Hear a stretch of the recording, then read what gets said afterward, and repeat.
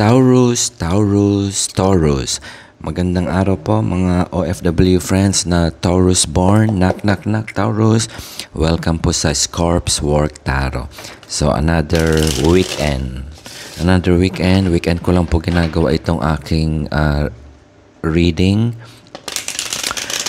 Saturday. So, mamaya-maya ay maglalaba ako. So Taurus, September 1 to 7. Shout out po tayo. Shout out po kayo. Okay. Meron na naman tayong pinag-iisipan na pinagkaka-stressan natin. Yung mga illusion na yan, the mind plays trick. Okay? Yes, Taurus. So ano yung nasa mind mo that causing you sleepless night or natapos ka na, parang bumagsak siya na naka-reverse eh. If again, depende po yan sa timeline natin ha. So it's either natin tayo sa sitwasyon na about to end the pain or nalampasan na natin, may clarity na. Ito yung sagot kung ano may hinihintay natin. Yung hinihintay mong solution, yung hinihintay mong development para kay Prince Charming o ikaw itong kailangan mo ng meron kang magandang proyekto, yung passion na yan na nagsisimula sa isang simpleng idea o pangarap na panood mo sa YouTube or whatsoever. Kung ikaw ay nakagraduate na ng kolehiyo, maganda yung plano mo o gusto mo mag-abroad. So, kasama dyan, you have that desire. Nakabaliktad siya. Will I take it na nakahanap ka na ng solusyon o nakita mo na yung hinahanap mo? I'll take it as a reverse. Wala ka ng blindfold. meron ka ng clarity. Taurus. Mga Taurus, mga hardworking people din yan. Minsan masyado ang mga detalye. Ayan o, parang yung pag-weave nitong rag na ito. That's a lot of details. Kumbaga sa proyekto, nakita mo yung natastas o natahi mo. Yes? Ano bang magandang analogy nito? Ito lang, itong card na ito is a good example. Okay? It's about working with other people. And you're working so hard na it causes you a lot of stress. Maraming miscommunication. Maraming backstabbing. Maraming sleepless nights. Because mayroong nagpagawa sa'yo na assignment. Kung si amo ito nagpagawa ng assignment sa'yo, hindi mo matapos-tapos o ikaw pa yung nasisi. Meron bang ganyan, Taurus? Yan eh. Correct? Meron ganyan eh. Kasi nga hindi mo makuha yung rhythm noong proyekto o yung ginagawa mo, yung niluluto, yung pinapagawa sa'yo, hindi mo makuha yung rhythm. Sa lahat ng proyekto may rhythm yan. Rhythm ng dynamics ng mga tao. Kasama na dyan yung pamilya mo na rin. Kasi mainitin ang ulo mo. Meron mang ganyan, Taurus. Tinapos mo na siya. Ang ganda nito. There's a progression here. I think kaya ka nagkaroon na solution. Kung meron ka hinihintay, mukhang ito na yung solution mo, Taurus. Yung blindfold na wala and you have to cut it clean. May end na ano dito. Ano tong pinanggalingan na ito? Ano itong tinapos na ito? O ikaw yung tinapos? If it's work-related, na-terminate ka ba? Meron mang ganyan? Taurus, kung anin ko to sa nakita nyo kung gaano ko kadaming shuffle yun 8, 9, 10, there's a sequence of number. Meaning progression to. Mukhang mabilis ito. Tignan natin ito, Taurus. Tignan natin kung ano itong storyline ni Taurus. Okay? I-shuffle ko ulit ito. Taurus. Yan ang hinahanap mo. Celebration. Meron bang ganyan, Taurus? You want that celebration. Taurus. Let's see. So, magkwentuhan po tayo. Kumuha po kayo ng kape. Ayaw kong kunin ito. Lumitaw siya. Pero, tignan natin kung merong connection yung parang you left outside the cold or something. Lilitaw yan kung yan talaga yung message, Taurus. Mukhang dapat gamitin ko yung isa kong card deck Kulang ako dito. Nagkaroon ka ng choices. Did you make the wrong move? Sa kumpanya, ito yung decision na maraming option and then you did the wrong choice. Instead na makatipid lumaki pa yung gastos. Meron bang ganyan?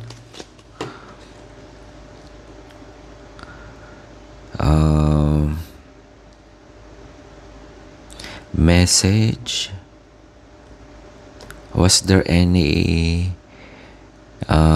relationship issue na naka-apekto doon o merong nabuong relasyon dun sa during that process 8, 9, 10?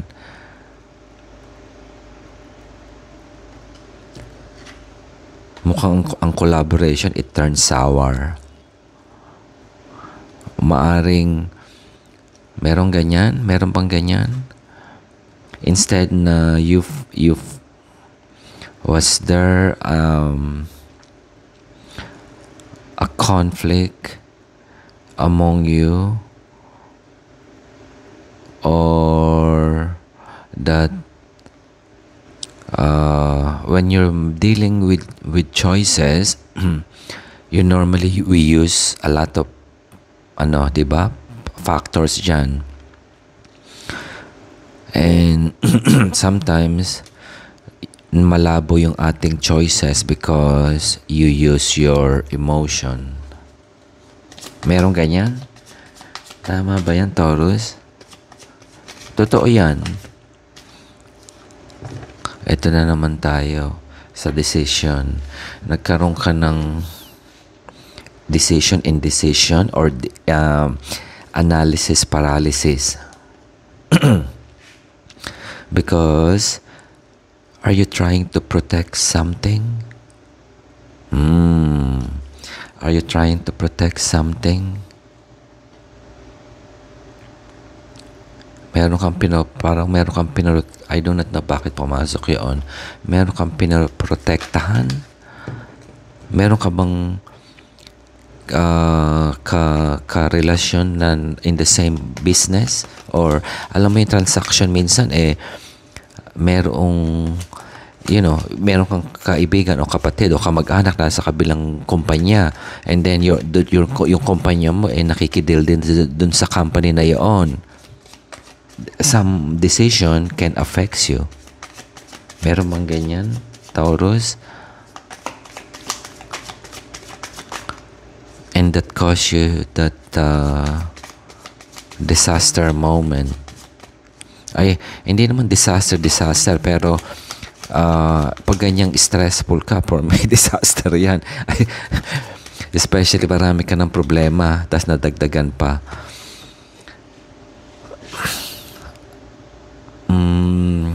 Okay. Affected or is it a conflict of interest between your boss and your superior? Ganun yung scenario na nakita ko. may taong na ano dito, plays that role dito sa situation na ito because of the choices. Kaya ka nagkaroon yan. Gusto mo lang in a simple language, gusto mo lang na halimbawa meron kang halimbawa supplier, okay? And then meron kang supplier na kakilala, maganda ang presyo, mababa, maaring wala namang quality. Or may quality mataas, pero yung mga ganong scenario, and that can cause conflict. Meron bang ganyan? Sa relasyon, ganun din yan. Kuha tayo ng card dito. Tignan natin yung buong storyline, Taurus. Meron bang ganyan sa sitwasyon mo ngayon, Taurus? Correct? Tama ba? Napagod ka eh. Parang pagod ka this past few weeks. Pero yung pagod is coming from the head, the mind. The mind, nakakapagod yan. Yan yung stress. Physically, pwede kang mapagod, itulog mo, and then energize ka. Ano lang yan? Energy drink. Correct? Or magpapunta ka sa spa. And you will be transferred to somewhere else. Hinihintay mo lang o meron kang parang you don't care dun sa situation na ngayon eh. Kasi kumbaga sa tipo, ito yung trabaho na patapos ka na, ayaw mo naman na, aalis ka naman na dito, so wala ka nang pakialam. Meron bang ganyan? Kasi meron kang isang offer pa eh. Or you're planning to move somewhere else. O yung sitwasyon na yun, naka-apekto dun sa decision na ginawa mo. Meron ba ganyan, Taurus? Naka-apekto sa ngayon. Kaya meron kang tinapos dito. Meron kang inin. Naka-apekto dahil sa related sa family or sa family business na hindi mo ma-oohan o hindi mo ma-say no o hindi mo mahindian. And it clouded your decision making. It clouded your decision making. Yun ang nagpapaano sa'yo, nag-stress. Hindi ka maka-decide din eh, actually. Are you planning to okay, I gave you a good example siguro sa pamilya na lang kasi I see a lot of connection here with with people. You have connection with people kung sino man ito sa surrounding mo. You business type, family, and then you're not happy with that family business. Put it that way. But you are committed. Because family business eh. Yun ang pinag-aral sa'yo ng magulang mo, parents mo. But you want to do something else. To be on your own. Yan yun, no? Gusto mong maging hari din eh. Yeah, you have that. And you were given choices actually. Parang meron bang ultimatum sa'yo na ito? I don't see any ultimatum. I think you want to end. This is coming from you or they want to end it with you. Or binigyan ka ng it's all written, the sign na, sige, kung ayaw mo, okay. Kumbaga sa amo okay, ayaw mo na sa amin magtrabaho, that's fine. Salamat, thank you. Kumbaga sa nakahanap ka ng katapat mo, gusto mo ng ganun. So, it's a reflection of what you're thinking. So, both are mutually agreed. And all of a sudden, parang binuhusan ka ng tubig na malamig. Tama ba yung Taurus? Meron mang ganyan? Lumilitaw na naman. Ito yung lumilitaw kanina, hindi ko kinuha. Dahil sa natatakot ka na hindi mo pa kaya na maging independent. Okay? Sa relationship, ito yung tipo na codependence. There's nothing wrong with that. Because hindi mo pa nga kaya. Kumbaga sa partnership sa negosyo, meron kang magandang idea, meron kang hindi lang hindi kayo, hindi naman lahat ng partner nagkakaintindihan o nag-agree. Pero ayaw mo na lang yung ganoon. Gusto mo na lang mag-solo and then all of a sudden, sige, para masaya ka, edi para masaya din kami. And then all of a sudden, yun ang nilapag nila sa lamesa. Yun ang gusto mo, so salamat. And all of a sudden, natakot ka. So you want to stay, meron kang guilt.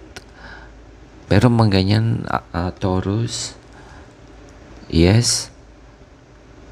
So anong plano mong gawin? Yeah, yan ang mga question. Yan ang mga questions na dapat mo sagutin. Yes, tignan natin, kuha pa ako ng card kung ano ang mangyari dito. September 1 to 7. Again, at timeline natin sa buhay, decision is different from all of us sa situation. So, but this situation, I can sense it na you're just stressed, and because dumating ka sa crossroad yun, you want to make a decision, looking for love, or yun nga, may apekto sa there is a relationship. It doesn't need to be na love relationship. It can be nanay, tatay, kapatid, ganyan, or asawa. Lumilito na naman siya, so you want to end it. That's the 10 of swords. Or patapos na, or there's nothing for you to worry. Tapos na, or tinapos mo na. Nandun ka ayun yung 10, yeah, that's the 10. You have 8, 9, 10 of sword. Matatapos na daw. Kung yun ang talaga hinihintay mo, matatapos na. You don't need to worry. Yes, and this is where you want to go. As of now, your mental state mo is you want to move to that. Okay. I think you already made a decision here. Kung ano man yan, papunta ka na doon sa hinahanap mo. I do not know where you want to go here. And it's gonna make you even fulfilled. If you believe in that, I think that's what you believe in. Very strong yung ano mo Very strong yung passion mo dito You have the heart of a lion. You're very maternal and you have that intuition. You know it. Pero meron kang siguro mga taong hindi bumibilib. Agree? Pero kung meron kang hinihintay kang support, ito yung tipong you want to be independent pero alam mo rin yung kakayahan mo na hindi mo kakayanin. Very knowing Taurus pala ito. So alam mo yung rules ng the laws of gravity, yung practical. Okay? Yes. Pero yung heart space mo, there was fear, may takot, definitely it's normal, pero merong again, may iba-iba po, may support sa iyo din na maring spouse mo to or partner, emotional support there is. Now, kung hinihintay mo yung kailangan mo siyempre sa pupuntahan, may kailangan mo ng pera. I can see the practical side of it. Kung sa negosyo ito yung pupuntahan mo, you're looking for that solid foundation and reward, definitely. And you have that instinct of a lion. Biglang lumitaw yun Instinct of a lion. Hunter. The hunter. And that's you. That is you, Taurus. And you're going to that direction of abundance. That yun din sinasabi. Abundance, again, different tayo sa definition ng abundance. Yes? Tama ba? Meron bang ganyan, Taurus? Okay? So, yan? September 1 to 7. Check natin yung check natin po yung moon message. Kuha tayo ng oracle card, Taurus, Tignan natin kung sabi dito, the path has been cleared for you to make a change that previously seemed unachievable. Wow. Sabi ng frog, ito na yun. seems to be unachievable. Kaya ka nagkaroon ng doubt. You have doubt.